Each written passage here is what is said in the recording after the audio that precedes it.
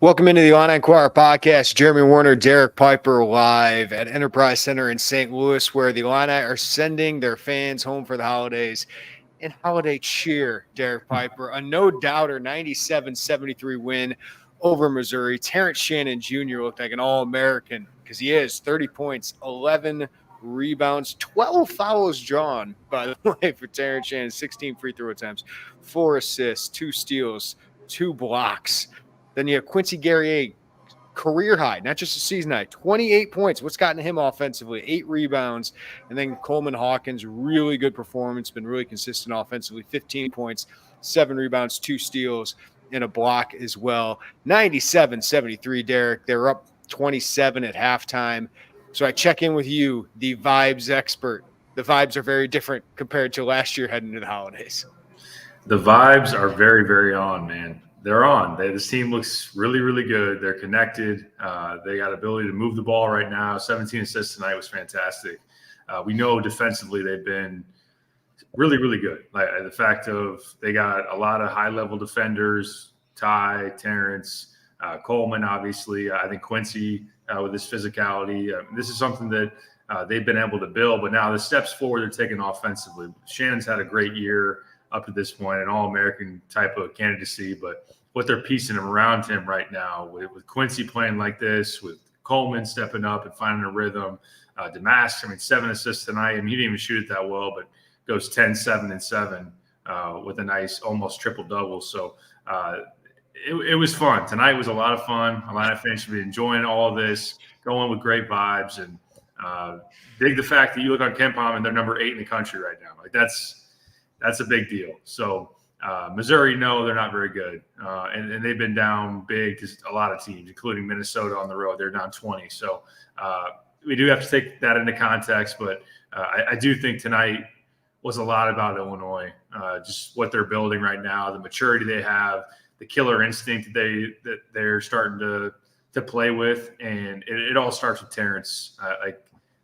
Their feed off of him. He talked going into this game that, it stuck with him how this game was an embarrassment last year and that he was going to make sure everybody was following his lead and feeling those feelings, even if they weren't in that locker room last season when they were down, 35 points in the second half, that, they were going to approach it as if they were on that team. So that's just him being an alpha dog. And it's incredible. It's incredible. So.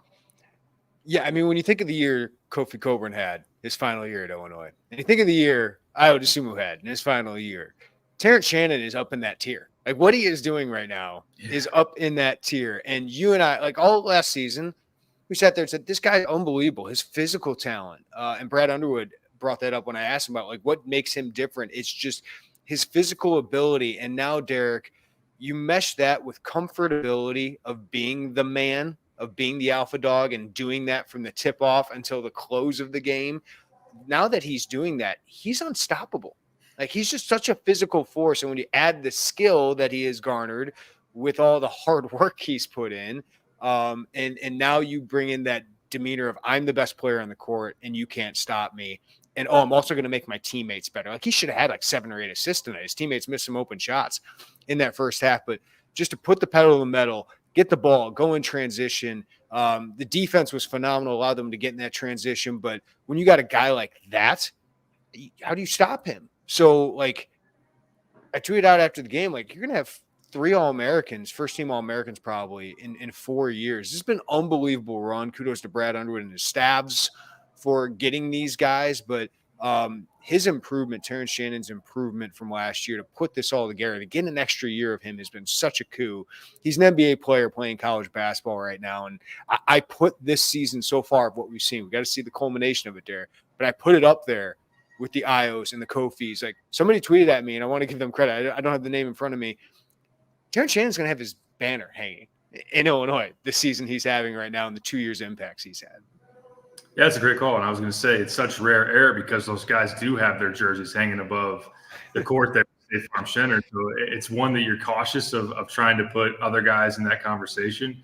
And certainly with Ayo and Kofi, it was bringing the program back in a sense. So definitely different in terms of just the context of their legacies. But also, Terrence choosing Illinois and just continuing this on. Like the fact that Illinois is 3 years removed from Iowa DeSumo being in Illinois jersey. Kofi Coburn 2 years removed from being in Illinois jersey. And Illinois is a top 15, maybe on the way to being a top 10 team. And they've got an All-American once again leading that charge. So that is a lot to do with Terrence coming to Illinois finally, and also being able to come back and get him. So, and I hate to interrupt you, Derek, but you made a great point of like their legacy. Io and Kofi is getting it there. Trent Frazier and DeMonte, to an extent, is getting it there.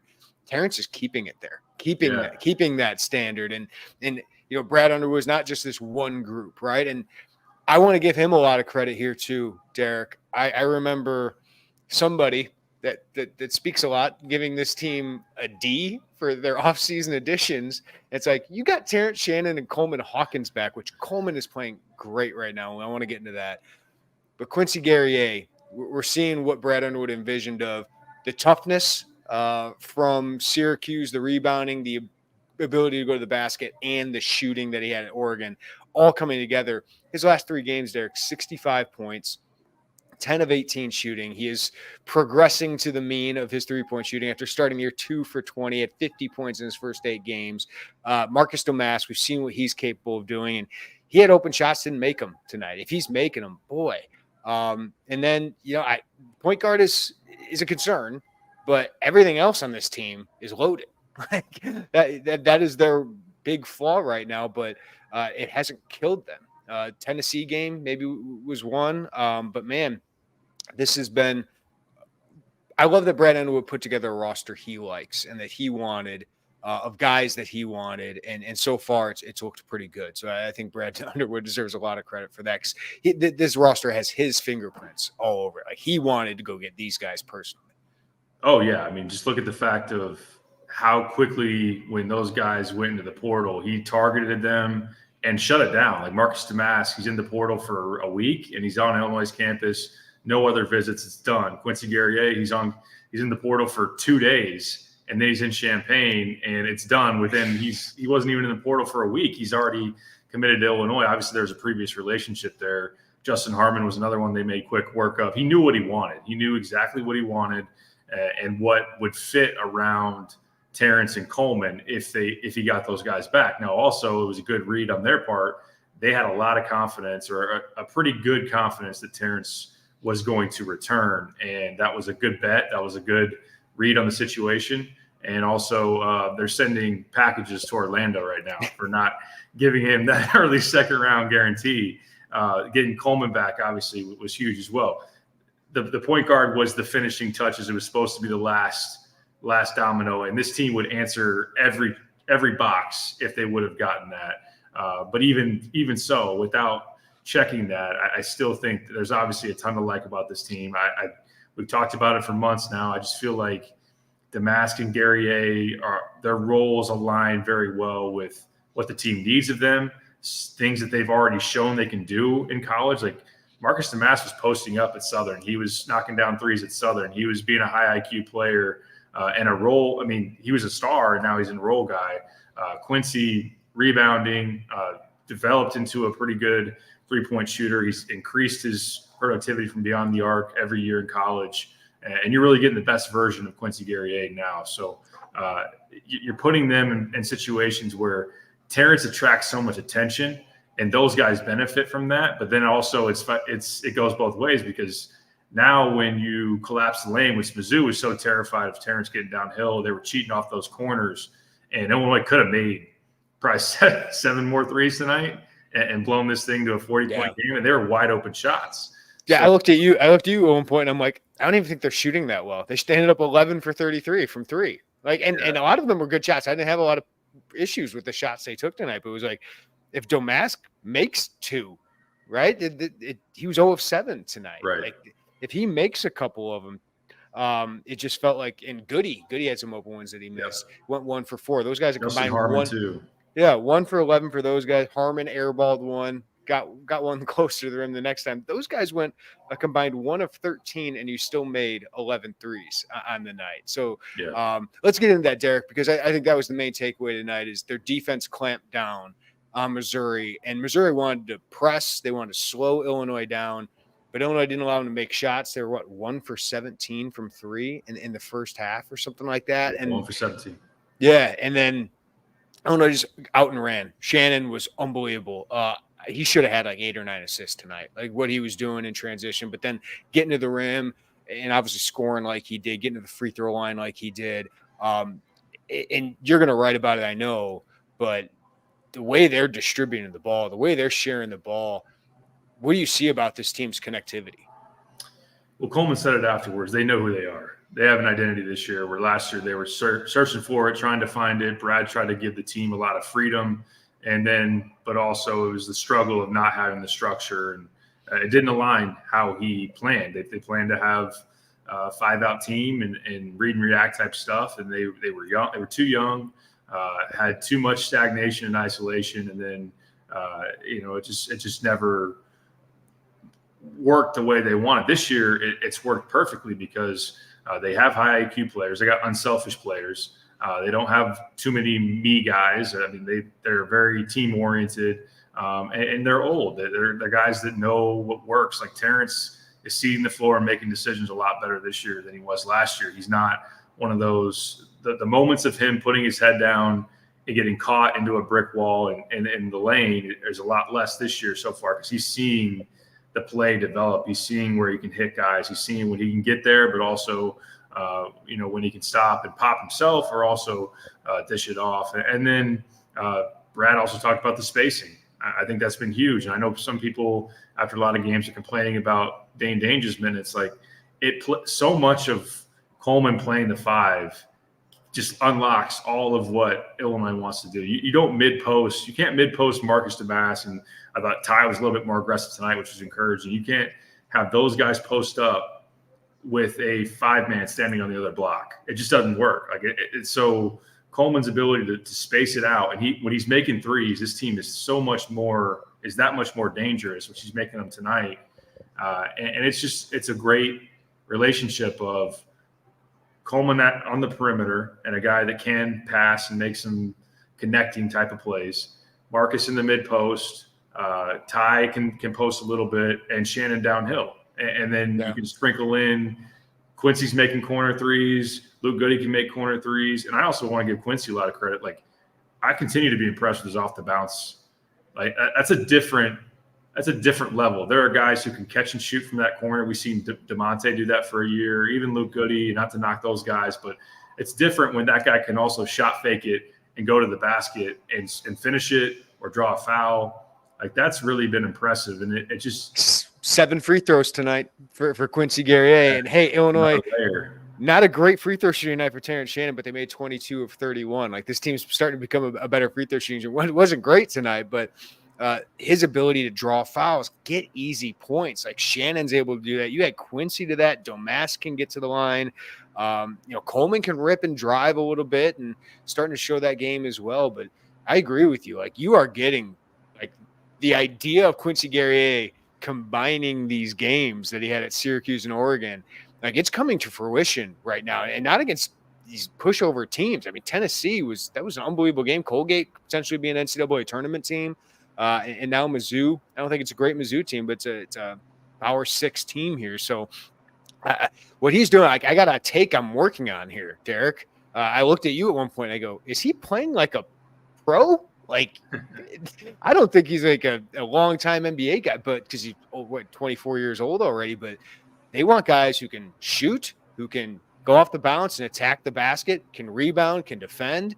Like, that's a guy who can work his way into a cup of coffee at the very least for me. Like, you are getting a guy who is highly touted and reaching the peak of his career. And you got to give Underwood credit for this stuff, right? The development of Terrence Shannon, who was a 3-and-D guy at Texas Tech. The development of Quincy Guerrier, who's just kind of this guy or that guy. Like, they're getting the most out of him. So you got to give those guys a lot. Matthew Meyer, let's be honest, like, was a 6th man off the bench, and he became an all Big Ten third-team guy last year. I know he's got his flaws, but that transfer development is something they can sell long-term, but it's also huge for the short term.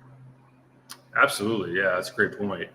Being able to get Terrence to a point where he's doing so much more, obviously in the alpha role, off the dribble, and just getting more layers to him in terms of like now being a guy that really buys into.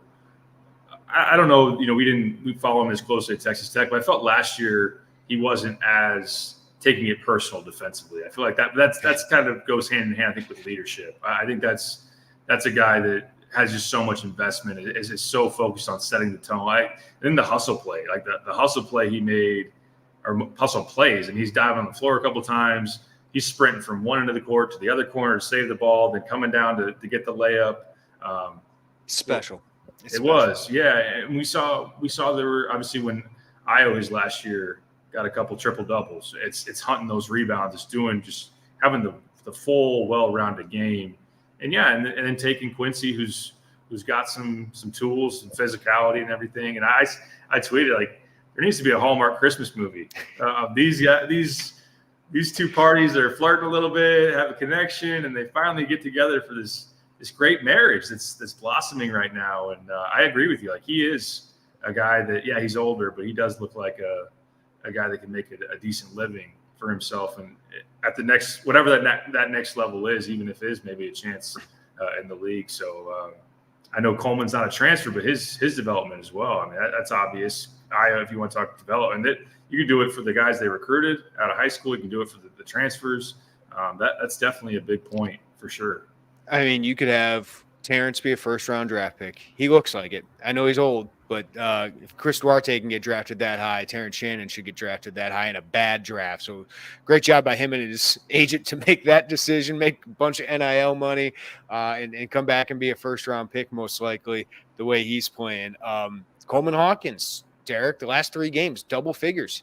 I looked it up. He's only done that twice of 3 straight games plus with double-digit points in his career. Once when Kofi was out at the beginning of his sophomore year with that suspension, and then last year had 4 straight games with 10-plus points. That offense is coming together for Coleman, and you're starting to see the guy who has intrigued NBA scouts with that skill set, with his ability on defense, the ability to stretch it out, create space, which is what they all want, to be able to shoot the 3 really well. It was 3 of 5 tonight. The ability to rebound and create and move the ball. Like, the ball does not sit with him anymore. Like, he had 1 bad shot, I felt like, on that step back when he was feeling himself, but I'll allow it when you're playing that well. Like, Terrence has allowed that. Coleman has allowed it when you're shooting that well. So I thought Coleman looked like an NBA prospect today. The guy we've been talking about, like, I think any fan now is seeing just the value Coleman brings and why it's so hard to bring him off the floor. He was great tonight. Yeah, ability, obviously defensively still. You see the deflections. You see the anticipation, the space that he creates, obviously, or the space that he can fill defensively with his length and mobility, and then being able to be that pick and pop 5, that stretch the floor guy, able to make some passes, some reads that a skilled, modern big man that you want. So, and I just thought, Get him with pods. Get him with pods in Golden State. That's where he belongs. Oh, wow. Coleman and TJD on the same team too. TJD out there, different styles, of course, but yeah, him and pods. But yeah, I think obviously that would be a great fit. I love it. Like, we've been talking about it forever. I know we've been asking through the years we've covered him and asking Brad about it. What's the key to getting consistency out of Coleman? And he's at times just kind of chuckled and be like, I don't know. We're trying, and this is a consistent Coleman Hawkins. This is a guy that is playing confident. He's in a sync offensively. He's always been, pretty darn reliable defensively. If he can just give this team less bad decisions, more of those in rhythm 3s that he's very capable of making, it's exciting. So, and then I think Coleman, or regardless who it was, just the ability to drive into the lane, and you saw those, like, the quick decisions and the way the ball just was able to hit the weak side corner and then just drop it off here to this guy. And I think Coleman was part of that, and the ball had a life about it tonight that it was pretty exciting. It's pretty exciting. Yeah, we'll get to a lot of your questions if you want to send those in. We'll get to those here coming up. We'd love to hear from you guys. I want to talk, though, Derek, about this stretch. We knew we'd learn a lot about Illinois in this early December stretch. Let's talk about it after a quick break from one of our great sponsors. Bustling holiday season, you might be looking for nutritious, flavorful meals to fuel you on jam-packed days. Well, Factor, America's #1 ready-to-eat meal delivery service, can help you eat well for breakfast, lunch, and dinner with chef-prepared, dietitian-approved, ready-to-eat meals delivered straight to your door. You'll save time and stay on track with your healthy lifestyle while tackling all of your holiday to-dos. Treat yourself to high-quality, delicious meals over the holidays. Choose from 35-plus chef-crafted meals every week that support a healthy lifestyle and meet your meal preferences, whether it's calorie smart, vegan and veggie, protein plus, and more wholesome options. So cross meal prepping off your list this holiday season with Factor. Skip the meal planning, grocery shopping, chopping, prepping, and cleaning up, and get Factor's fresh, never frozen meals delivered to your door. They're ready in just 2 minutes, so all you have to do is heat and enjoy. Head to factormeals.com/Illini50 and use code Illini50 to get 50% off. That's code Illini50 at factormeals.com/Illini50 to get 50% off. All right, Derek, I want to bring up one thing. Illinois got a little turnover prone in that second half as that Missouri team started to make some shots, started to turn that into that press. You had Domask with 3 turnovers, Ty Rodgers with 3 turnovers. Brad Underwood's going to put one of those on Justin Harmon for not helping. He was not very happy with Justin Harmon on one of those. But, Illinois had 10 turnovers, though, this entire game. That was a bad stretch, but 10 turnovers, and I don't know how many possessions this game was, but it was a high possession game. Illinois scored 97 points. Is that a concern at all for you? It's something that they can clean up and still, I think, a weakness that teams can exploit. And you're going to have better defensive teams than Missouri be able to turn the pressure up, get in your face, extend that beyond the half-court line, and be able to turn over a team that doesn't have a real point guard. So I think that some of that reared its head there, especially in the second half. I mean, there was a long stretch. I think the first 16 minutes of the game, Illinois had 1 turnover. It was really – they had a couple before that, before halftime in the final stretch, and then really as Mizzou was trying to work its way back in. But with Domask or Ty trying to bring it up, that's still something that, you're asking non-point guards to do point guard-like things, and sometimes that's gonna happen. So on the whole, I think 10 turnovers, like you said, for the possession length, for the fact that Missouri, they're top 50 in the country in turning people over. They turned Kansas over 16 times. I think Seton Hall over 15 times. So you weren't in that range. On the whole, you usually want to be under 10 turns, but scored 97 points, and they put up 1.4 points per possession. I'm not gonna. That's got to be probably their highest, obviously against the high major, but that's elite offensive production. So. Won't nitpick that too much, but it is still something that you can point to because Rutgers turned them over 17 times, and a lot of that was dealt with, pressuring Ty deep in the backcourt. It got to the point where Brad needed to say, "Hey, Marcus, we got to have you bring it up because Ty's getting loose with it and rush." So it's still a pressure point for this team. Yes, but it didn't obviously matter too much tonight. All right, Derek, I just realized something. What's that? As long as they take care of business against Fairleigh Dickinson, this is the best non-conference for Brad Underwood, I think. Think about it, because he's not – they have not been great in the non-conference. I think the other team that would have the run there not even that team, because the wins they had, that Kofi-led team lost to Marquette. Of course, Kofi wasn't there. Then they had a terrible loss to Cincinnati and Kansas City, beat Kansas State. They did beat Notre Dame. They had a win over Iowa early, which was big, but then they lost to Arizona in that great game at home. So I think this is the best heading into the holidays that you felt about an Illini team, because even that Iowa team in 2021, the number 1 seed, they had lost to Baylor, which no one's going to blame them for that. That was a great team. Missouri they lost to, though, and then they lost to Rutgers. So this feels like the best you felt about an Illinois team, at least record-wise, under Brad Underwood going into the holidays. And Fairleigh Dickinson, you wrap up, you go 10-2 going into Big Ten play. Obviously, we've learned a lot, Derek. Winning 3 of these 4 games against high major opponents in December, the one loss being at Tennessee when he didn't shoot well. Obviously, probably settled a little bit too much for those shots, but he had the lead in the second half at a tough place to play. This team looks legit. This team looks like a Big Ten contender. This team looks like a team that I would predict right now should depending on matchups, of course, should be a team to make a run in March. They looked the part. Yeah, there's no doubt about it. And even those games you lost, Tennessee, Marquette, I think you'd be fine with lining it up and taking another crack at those guys. You obviously belong on the court against them. Same goes for Kansas. FAU was a Final Four team last year. So this team is not going to get outclassed by anybody, I don't believe. So, and the way they're rolling right now, they seem like they've got some momentum. So they're an interesting matchup for Purdue too. Like Purdue's a for sure freight train right now, but like this is a team that I feel like can be pesky to Purdue when you got 2 games against them. I agree, because I think as you look at Braden Smith and Fletcher Lawyer, Illinois' ability to throw Ty and Terrence at those guys, and the athleticism, the length, and try to bother those guys. And then one thing Purdue's doing really, really well around Edey right now is hitting threes. Now Illinois might have to double, and that maybe changes some of the makeup of, well, Illinois doesn't let you shoot a lot of threes type of deal. But I think, again, Coleman could really key that, because I was going to say Coleman against Edey. Yeah. Edey's not getting out. Similar, and obviously to another level of, Coleman made Hunter Dickinson pay, playing in that drop, and Coleman making 4 threes against Kansas in that exhibition. And it's a really good matchup for sure. It should be a lot of fun. Obviously, Coleman would have to stay out of foul trouble, but that could be a game.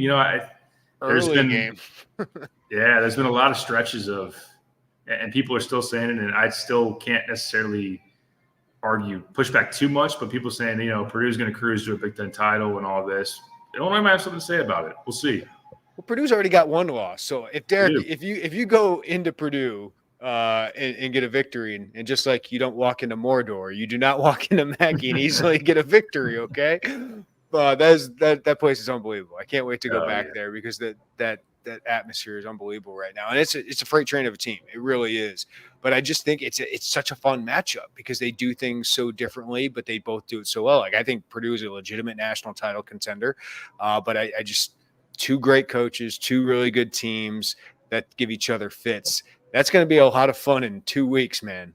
Just 2 weeks down the road. What a high-level game, and what a meaningful game in that Big Ten race. Because if Illinois is able to go and steal that one, all of a sudden Purdue's got 2 early losses in the Big Ten. And, if Illinois takes care of business at home against Northwestern, they could have an early lead there. So that's a lot of fun early in the going. Not to look over Fairleigh Dickinson, who beat Purdue, but I think Illinois should be okay there. Yeah. It should be okay, and they lost a couple guys. I mean, they're in the 300s at KenPom. Illinois can't overlook them. I can, okay? So I'm going to overlook them. Yes. Illinois should steamroll Fairleigh Dickinson. And hopefully, I got asked in the mailbag, is Dre Gibbs Longhorn going to have over under 1.5 games of 10+ points this year? I've circled that as possibly one, because you could be up a bunch. And although they were up 30, I think they were sending a message tonight. They were up 30 tonight, and the bench really wasn't getting in there. Yeah, Richard, $15 super chat. Appreciate you, Richard. That's awesome, man. What did you make of the bench not getting much playing time tonight? Brad letting his vets get some redemption? Go ahead, Derek. I think so. Yeah, I think it was sending the message. I think it was letting it out and kind of flexing tonight with the crowd and everything. I think that was part of it. I think when you look at the Dane minutes, it was just the fact that Coleman was a problem for them. It was a great matchup. It opens things up offensively, and Coleman's going to play a lot of minutes. And while we did see a little bit of sprinkling last game against Colgate of Coleman and Dane playing together, I just don't think that there's going to be a ton of that this season. Matchup can dictate it. There'll be a game, some games where Dane maybe has it rolling in the post, and it might make you lean into that. But number one, I mean, we've been over this, but the way Quincy's playing, you're not pulling him off the court. And I just think the recipe for Illinois to do what they want to do just really makes sense with Coleman at the 5. I thought maybe you would have got Dre in there a little bit more or sooner. I love that Terrence got to 30 points. But right after that, he dives on the floor for a loose ball. And it's just – get him out. You're up 30. You're up 30. You got to get him out for sure. You don't want anything bad to happen. But I just feel like it was one of those just let's leave no doubt. Let's make a statement. We're on national TV. We're in front of a sold-out crowd. And let's go into the holiday break feeling really damn good about ourselves. And they were able to accomplish that. Yeah, we'll wrap up here in a little bit. We'll get to some of your questions. But yeah, I understand the questions about Dane just playing time. Like, they just aren't better with him on the court. Like, I like the ability to go to him when you need a big body. Like, they're going to need that. I like the ability, if you need offense, you can run some stuff for Dane, but the rest of the offense kind of bogs down a little bit. Like, we saw it a little bit tonight when Domas was trying to get to the lane and Dane's there. Like, and it's two guys now defending Domas. He's got to throw up a more difficult shot. Terrence broke it down a little bit as well. And then defensively, they're just better when Coleman is on the court, and those guys are just playing better. And I could argue Imani when he comes in. I know what I'm getting out of him a little bit more sometimes than Dane, who you got to run offense through. So Dane's a good player. I feel like if he's on another team, he could average 12 and 8 every night and be really effective. It's hard for him as a player, I think, to get going, but he's just not what this team needs right now, or, you know, like what makes them better. But they might need him at some points. We've talked about the Georgie thing. Like, Georgie kind of lost his spot on that team because they just weren't as good at times with him on the court. But there's going to be moments in the season where I think they need him. And I get the fascination with Dre. I know it's happened with freshman guards the last couple of years, and people are worried about that happening again. Right now, how do you go away from Domask and Ty Rodgers? I know they can turn the ball over sometimes, but you're trying to win a game. You're trying to win some big games here. And, we've seen Dre come in and kind of force some things. It's what amazes me about Imani. He doesn't play like a freshman. Dre plays like a freshman when he comes in. And I'd like to work through some of those things, but you hope you can work through those in practice right now instead of these big time environments. But it's not a perfect world, right? It's not a perfect world where all these guys are going to get playing time. You got 8 guys. You got 8 guys you're going to play with. And right now, Dane's going to get spot minutes. Maybe some nights he gets 10 to 12. Dre's going to find it hard to get playing time when Harmon, Rodgers, Domas, Terrence Shannon are in front of him.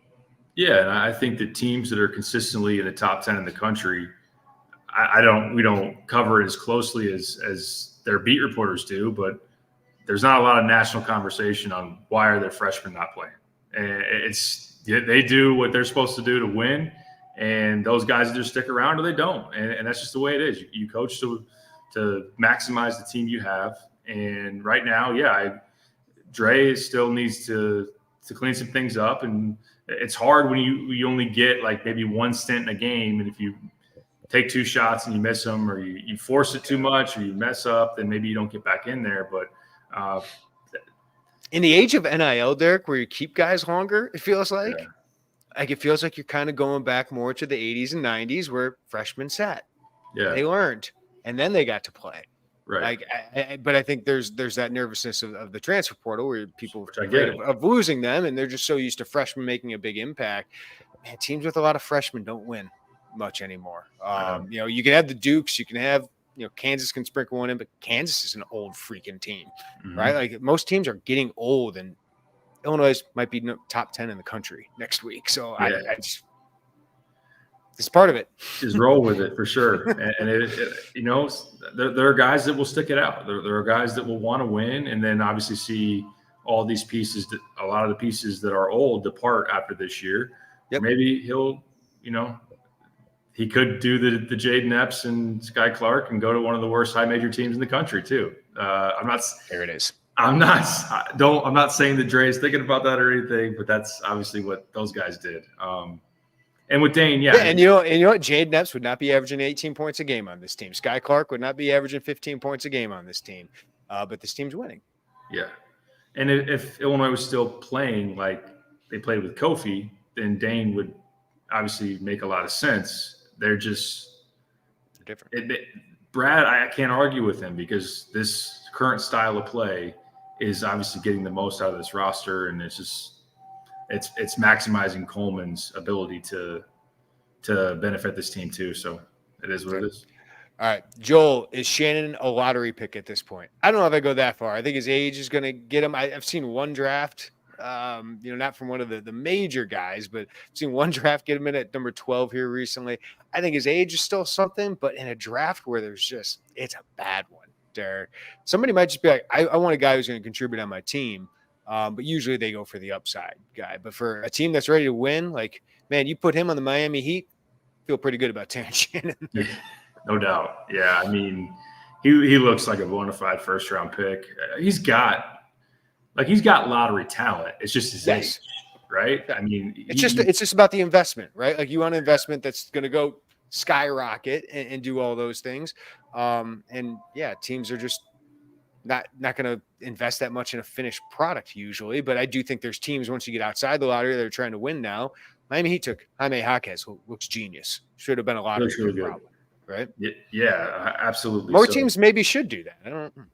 Maybe. Yeah. I mean, he's doing it all right now. 40% from three plus the athleticism for sure. That's one difference between him and Io is that, Io was very quick and everything, but in terms of like the elevation, like finishing over people, through people, the end-to-end speed, the lateral, like there's no weakness in his athletic profile. It's just that he's an older guy. No, his NBA combine's gonna be ridiculous. Like Shannon's a far superior athlete to Io DeSumo, and Io's not a bad athlete. Right, he's a fast one. Lunkers says this team is built for March. Do you agree, Derek? I think so. Yeah, I think so. They still got to continue to progress. Like it's about progression through a season, but I do think with older guys, with a star, like ability to ride the back of a star. How many times have we seen in a tournament? Somebody be able to just carry their team through a round and whatnot. And, one thing I would say is that point guard play does traditionally, we associate with being really important in March. So you could kind of circle that as something, Illinois is missing, obviously, but they do check a lot of boxes. There's no doubt about that. Mason says, hate to be a downer after a huge win, but go ahead. Do you, Mason? I think it's important to bring up the fact that Illinois struggles against the press, which could lose them big games. Yeah, it's a weakness of this team. Hopefully Moretti can help solve. Derek, what's your expectations for Nico Moretti? We had a conversation about this at some point during the game. Yeah, it's hard. Like I think that he is a different piece. He's a different piece than what you have. He's a pure playmaker. He's a guy that was playing well prior to getting hurt. The context is he was playing well against Valpo and Southern. Yes, some of it was in practice too, based on what I had been hearing, and they were ready to give him a shot in the rotation. But we still, to this point, have seen really nothing in terms of him against a high major team, him against legit competition. And now he's still in a boot. He's going to have to come off of this foot injury and find a rhythm and everything. So I would say the essence of it is my expectations are pretty low because I still worry about the defense. I still have to see it against more legit competition. And I think it'd be great to get him back sometime in January. If you do, get him some minutes, especially in games where you have some leads and can feel comfortable and see what you have there, even if it's just a piece that you can throw out there as if you're not breaking down, the defense getting in the lane. He's a break glass in case of emergency guy. Like that. Yeah. That's how I think he would be. Luke Goody, when he came back from that injury, I thought expectations were a little too high. Now he played well towards the end of the year. Was one of the only guys who could make shots in that NCAA tournament game. But I just think it's unfair to expect that of a guy who's never done it and then has an injury and then has to come back and all that. Like, I don't think he's fixing your point guard problem this year. No, yeah, that'd be really hard to do. I mean, he doesn't have any experience.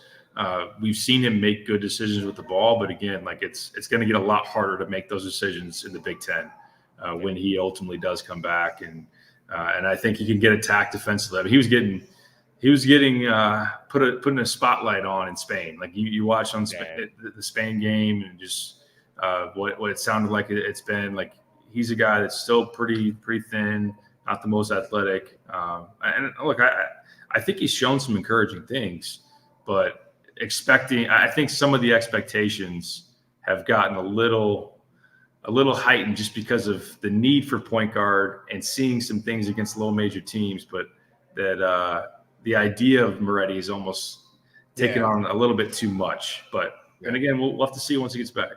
Yeah, maybe if he comes back, it's just my expectation is not that high as some other people. Dan, we'll wrap it up with you. Fun question: did AJ Red have the best one-on-one breakdown layup of any Illini walk-on in recent memory?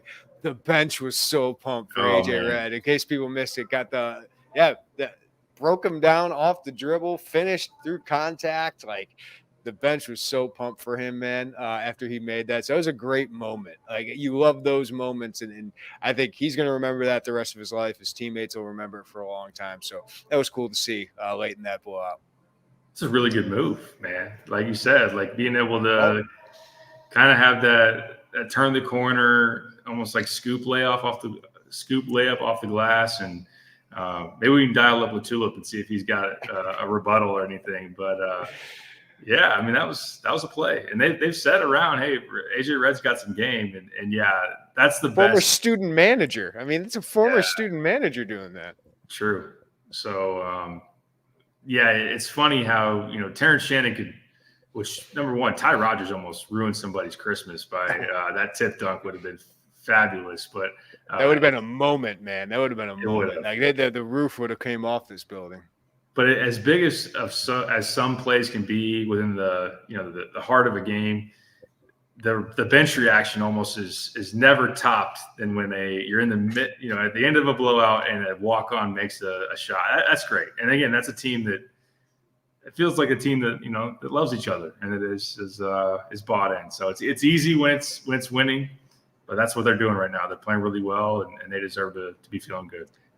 Holy cow, Tim from Japan. Merry Christmas, you keep me going. $50 super chat here. Thank you, Tim. Merry Christmas, guys. Yeah, that's awesome, Tim. We appreciate the support all the way from Japan.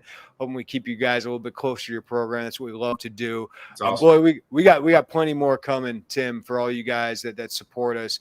Joey Wagner has a heater of a feature coming out on Terrence Shannon. He did so well with this, caught up with Shannon one-on-one. Tim Anderson one-on-one. You guys know when Joey sinks his teeth into a feature, it's fantastic stuff. So that's coming out in the morning. I had to hold him off tonight, Derek. Just back. Hey, he's chomping at the bit. Let people simmer on this one. No, he should be. He's I mean, I get it. It's good. It's good stuff, and it's really it was good. Super timely.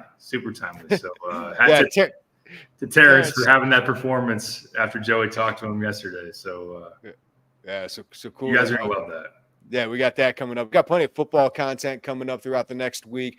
We're going to take a few days off for the holidays, but we got basketball content coming out of this, Derek. We'll player grades. You're going to focus on the connectivity of this team. I know Joey's working on a piece right now as well, and we'll have that Shannon piece out tomorrow. So plenty of stuff coming up for you guys for the holidays, but we appreciate you guys. Bragging rights. When we get down to St. Louis, it surely feels like the holidays are here, and that win certainly we'll have people cheery, the Illini fans cheery around the holidays. So everybody have a great holidays. We'll catch up afterwards, take a few days off with our families, but we'll have plenty of content at Illini Inquirer. For all you guys, almost 500 people watching this live on YouTube. We love you, man. Hit the like button on the way out. Subscribe to us. Hit the notifications bell. Really appreciate all you guys' support. The super chats today, awesome. We appreciate that as well, guys. And give us a follow wherever you get your podcasts as well. But everybody have a great night. Take care of each other. I know you're having a great night after that performance. And we'll talk to you next time right here on the Illini Inquirer podcast.